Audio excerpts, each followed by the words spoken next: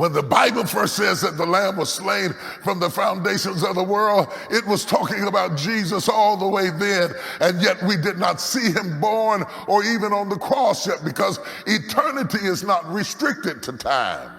It doesn't have to wait for time to come in order to manifest. Eternity is the same yesterday, today, and forevermore. Time was created by God in the creation. God existed before the first day was made. So eternity is bigger than time. Time is just a microcosm. Time is just a microcosm of eternity. Somebody say amen. And from a lofty perspective of a theological understanding of the magnitude of this moment, this is cataclysmic. Anytime heaven starts shouting, it's cataclysmic. Anytime the angels start rejoicing, we ought to be the first ones to give God praise and honor and glory. Anytime the angels start praising God, we ought to outdo them praising God, because he came to redeem us. Yeah. They're shouting over something that they couldn't benefit from. We benefit from something that we won't shout about. That's why the Bible said, let the redeemed of the Lord say so, because he came for you. When you were in the pit, he came for you. When you were in trouble, he came for you. And yet, as powerful as this moment was, it has problems. You must understand that the fact that you have been empowered does not exempt you from problems. When we look at it from a divine perspective, we see the very power of God, the strategy of God, the strength of God, the inexhaustibility of his wisdom, the manifold wisdom of God, the Ancient of Days, the sovereign God, the mighty God. But from a human perspective, this night has a lot of problems. From a heaven's standpoint, it was shouting time. But from Mary's standpoint, it was not a shouting time. Number one, there was no precedence for it. Anytime God does something for you for which you have no point of reference, it's frightening, it's fearful, it's uncertain. When you can't look back in your life and point to something that is similar, and all of a sudden you find yourself in uncharted waters, it's uncomfortable. Not to mention the fact it was unorthodox. So you could not lean on the Hebrew Bible to get precedence for this kind of birth that she had. Can you imagine going to your rabbi and saying, you know, God got me pregnant the other night? Yeah, I've had a few come to this church and say that. I had the same reaction you just did. So there you are with this, without the benefit of sociological support, theological foundation, previous experience. You are out there on your own and want to talk to somebody that God is saying something to you that you have no precedence for, you have no background for, you have no support for. You've never seen him do anything like that in your life before, but he said something to you and you believe it. There was no precedence for it. There was, number two, there was no place for it. God had given her a word and a promise, but not a place. What do you do when God has given you a word and a promise and you have no place for it? What do you do when you know God spoke to you? You know he appeared to you. You know the Holy Ghost came upon you and left you with child. And the God who was thoughtful enough to come upon you and leave you with child didn't think of a place for you to stay. Amazed are the many people in this room and in this world who are online right now that you've been anointed for something that there's no place for. You got a message and there's no place to preach it. You got a song and there's no place to sing it. You got a vision, but you don't have a building to do it in. You got a business in you, but you don't have a company yet. You've got a book in you, but you don't have a publisher. Sometimes God will give you something that you have no place for. Am I talking to anybody today? Number three, there was no presence of angels. The angels were making a whole lot of noise when they announced to her, "Hail Mary, you've been highly favored. You shall bring forth a son, and his name shall be called Jesus." But by the time she was heavy with child, riding on a donkey, I would presume, in the hot Palestinian heat, to give birth to a child without a physician, there were no angels saying, "We got your back. Don't worry, girl. Everything's going to be all right." Sometimes God gets quiet when you're in his will and in his purpose, and he still says nothing at all.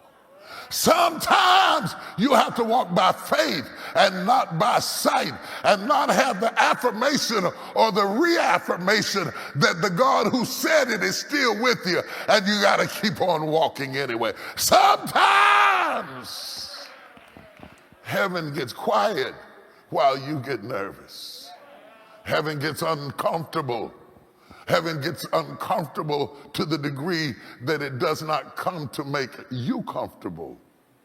It intends for you to have discomfort. She was in the will, but she was uncomfortable. Why do you know that? The Bible didn't say that. No, but common sense says that if you're about to have a baby and you're riding on a donkey, come on, sisters, back me up. If you've ever been pregnant, would you like to take a ride into Bethlehem on a donkey? Yeah, saddle, strap leg on a donkey, traveling down the road, and all of a sudden you find yourself in a situation where you are completely uncomfortable. I want you to understand, in this age and era where our comfort has become so important, that there are times in life that God doesn't care that you're not comfortable. Oh, God, no, God cares. Yeah, he cares about his purpose. He cares about his will. He cares about his destiny. But God doesn't always care about your comfort. Being in the will of God will make you uncomfortable. If you don't believe it, ask Jesus about the cross. So there was no precedence for it. There was no place for it. There was no presence of angels. And number four, there was no plan for it. She didn't know that she was going to give birth to that baby in Bethlehem. The region that she came into, she is not going there to have a baby. They are going from Jerusalem, Bethsaida, to Bethlehem to birth, to pay taxes. It was a quick trip that was necessary to pay homage or to pay taxes, because Joseph was from the city of David. She did not get on that beast saying, "I'm going to have this baby." She comes into the region. It appears that the birth of Jesus wasn't planned to occur in Bethlehem by Joseph. He went there simply to handle some business.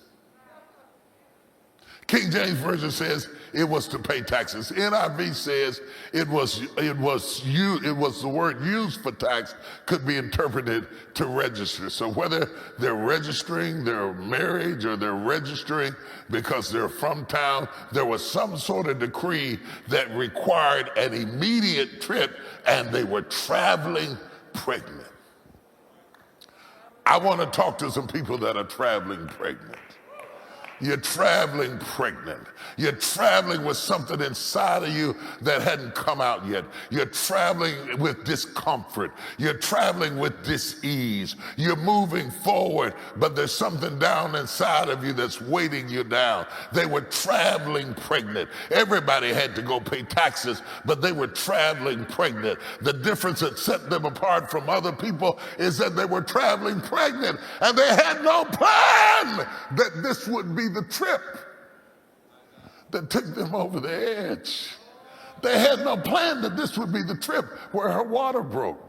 They had no plan that this would be the trip where she became so heavy with child that she went into labor and gave birth to a child in Bethlehem. They had no plan for it.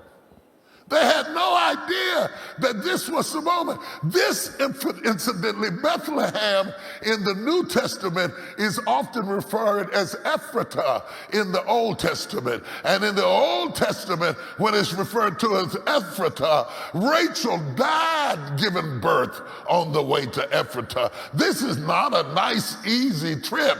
Rachel went into labor and had Benoni, son of my sorrows, and died just outside Bethlehem. Maybe God kept her outside of Bethlehem so that she wouldn't fool around and think that she was having the Messiah and said, I gotta stop you before you get in. But she died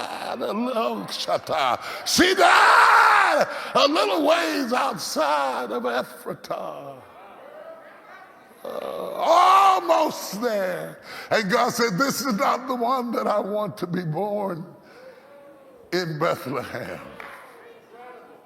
No. There is one coming that's going to be born in Bethlehem that will be King of Kings. You're pregnant with a king, but I'm going to produce a King of Kings and a Lord of Lords, and he's going to be born in Bethlehem. So whatever you're going to have it on your way.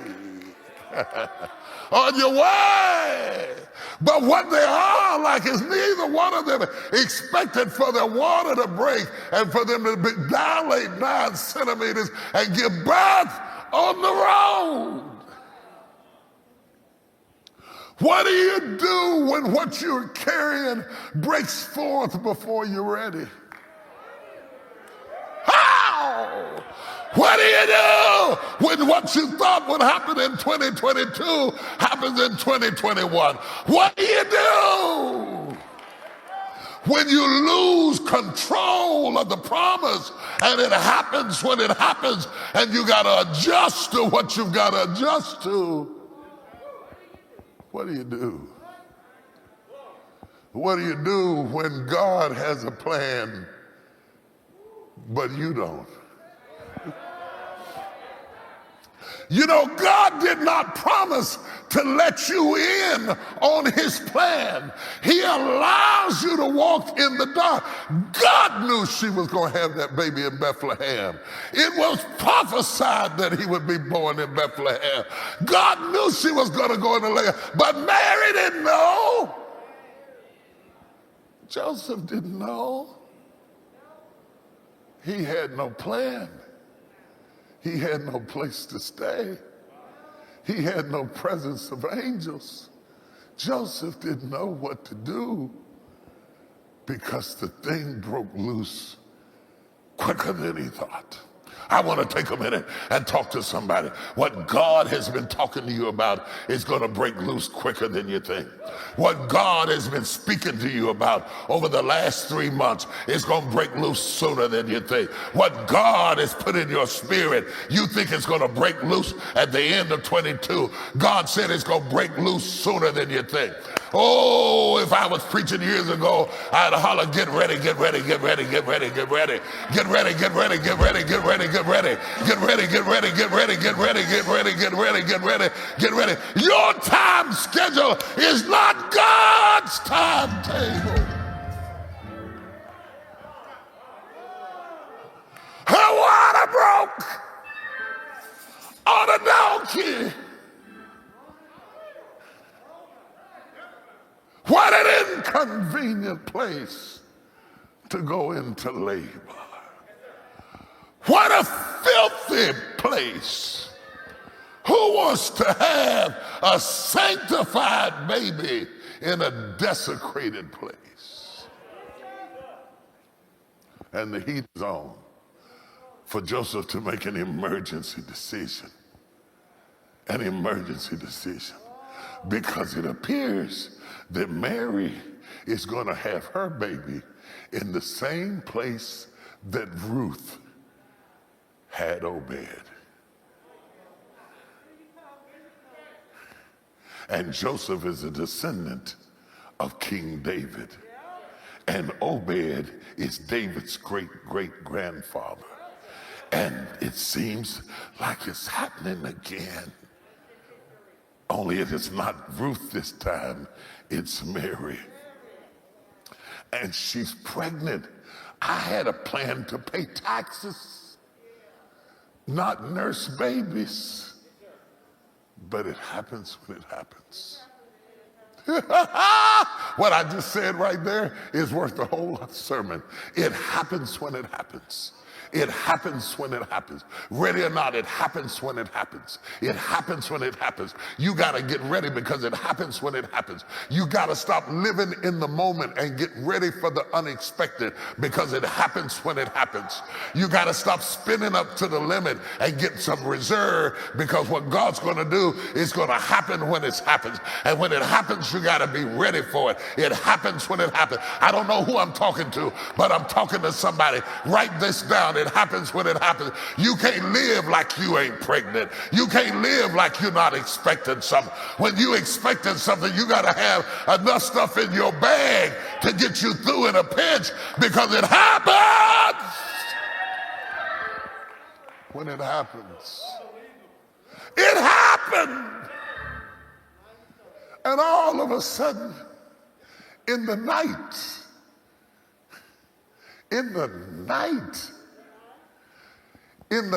preaching this now, you don't get it because we live with electricity. Jesus never saw a light bulb. He never saw a lamp. He never saw a light bulb or a lamp in the traditional sense that we do. There were no street lights. It happens in the dark. In the dark. God brings the light of the world into the world in the dark. He displays him like a diamond on black velvet against the blackest of nights. God brings in the light of the world. And in the darkness of night, with every door he's knocked on closed. Oh, I wish I had time. If I had time, I'd talk to some frustrated men. Everything you knock on is not working. Everything you tried is not working. Every time you knock on the door, they shut the door in your face. And it's a crisis and it's an emergency. And you're worried about your family and you're worried about yourself. And I want you to know you're not alone. The Bible does not hide the frustration of a man who's trying to find an open door, and door after door after door after door is shut in his face. And amidst the darkness of night, the baby says, I won't wait any longer. And all he sees is a barn over yonder across the field. And in the night, he makes his way